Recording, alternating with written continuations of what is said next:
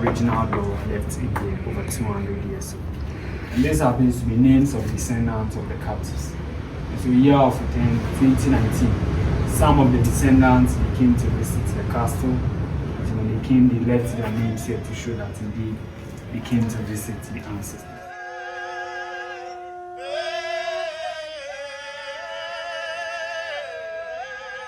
So these are some of their names. You can have a feel of the door. Let's have an experience in the cell. You watch your head.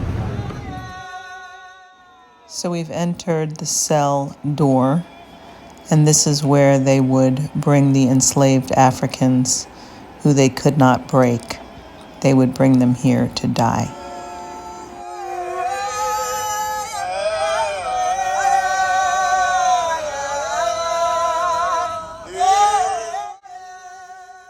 Originally was a storage room. Lock them up in here. They blocked it, converted it into a cell for those who try to fight them. So when they bring them here, no food, no air, no water, through suffocation establishing, the captives would struggle die before the bodies are taken out.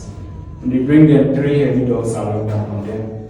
First door is what is still in existence. There was a second door to the middle and a final door in. There no amount of air, no food for them, no water, they struggle, they die before the bodies are taken out. When they bring in 5, open to check, 3 are dead, 2 are still surviving. Doors are shut back for all 5 to die together before the bodies are taken out and loaded off into the ocean.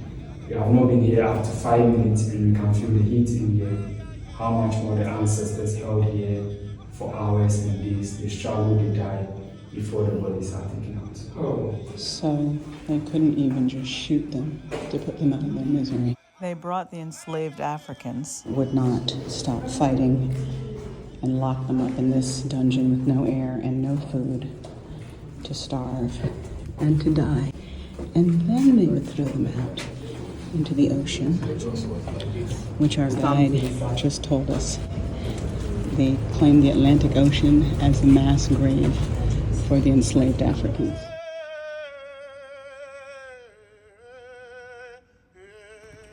So we're going toward these graves that our guide was just talking about. These graves were for the Europeans that were here. They received a quote-unquote proper burial, while the enslaved Africans were, killed and thrown into the sea without a proper burial. This is the soldier, C.B. Whitehead, 38-1812.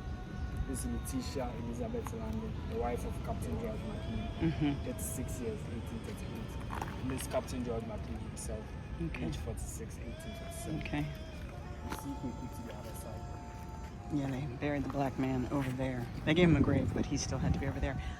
Letitia Elizabeth Landon was the wife of Captain George McLean, and there are some rumors and speculations about how she died very soon after coming here and finding out that her husband had taken an African woman as a mistress.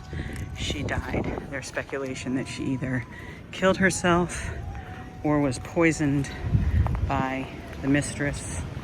I think when she found out her husband was with a black woman, she probably just succumbed.